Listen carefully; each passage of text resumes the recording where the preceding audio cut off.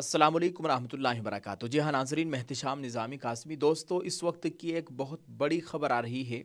Delhi assembly इंतखाबात के नताइज आना शुरू हो गए हैं। सबसे हैरान कुन नतीजा नई दहली सीट से आया है, जहां दहली के साबिक वज़ीर आला, मुख्यमंत्री और आम आदमी पार्टी के सरबराह अरविंद केजरीवाल हार गए हैं। यही नहीं, जंगपुरा से भी आम आदमी पार्टी के उम्मीदवार और दहली के साबिक वज़ीर आला मनीष सिसोदिया को शिकस्त हुई है, वो भी हार गए हैं। नई दहली और जंगपुरा की सीटें वीआईपी सीटें थी। अरविंद केजरीवाल को नई दहली सीट से परवेश वर्मा ने शिकस्त दी है, जबकि मनीष सिसोदिया को बीजेपी के त्रिवेंद्र सिंह मारवा ने शिकस्त दी है। नाजरीन, आपको बताएं कि शराब घोटाले में गिरफ्तार होने के बाद जमानत पर रिहा हुए दहली के साबिक नायब वजीर आला मनीष सिसोदिया इस बार पटेलगंज सीट छोड़कर जंगपुरा से इलेक्शन लड़े थे। पार्टी ने अपने मौजूदा एमएलए परवीन कुमार का टिकट काट कर जंगपुरा से सिसोदिया को मैदान में उतारा था, लेकिन वो सीट जीतने में नाकाम रहे।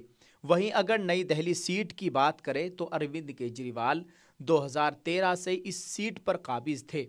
उन्होंने कांग्रेस की सीनियर लीडर और उस वक्त की वज़ीर आला शीला दीक्षित को शिकस्त देकर दहली में आम आदमी की दहाई तवील हुक्मरानी का आगाज़ किया था। वहीं अगर दहली इंतखाबात के अब तक के रुझानात और नताइज की बात करें तो बीजेपी 47 सीटें और आम आदमी पार्टी 23 सीटों पर आगे चल रही है। आप इस ताल्लुक से दोस्तों क्या कहना चाहेंगे, कमेंट में अपनी राय ज़रूर पेश कीजिएगा। वहीं दूसरी खबर आ रही है ओखला असम्बली सीट से। ये भी बहुत मशहूर सीट है।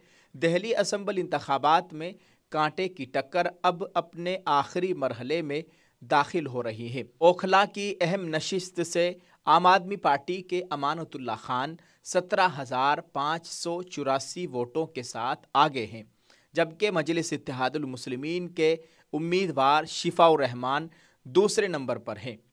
वो 17,584 वोटों से पीछे है। ये तकरीबन दोपहर के 1-1:30 बजे के करीब ये नताइज हम आपको बता रहे हैं। नाज़रीन, आपको ये भी बताएं कि वहीं बीजेपी के उम्मीदवार मनीष चौधरी जो शुरुआत में आगे थे, अब वो तीसरे नंबर पर आ गए हैं। वो 32,089 वोटों से पीछे हैं। अमानतुल्लाह खान को 42,068 वोट मिले।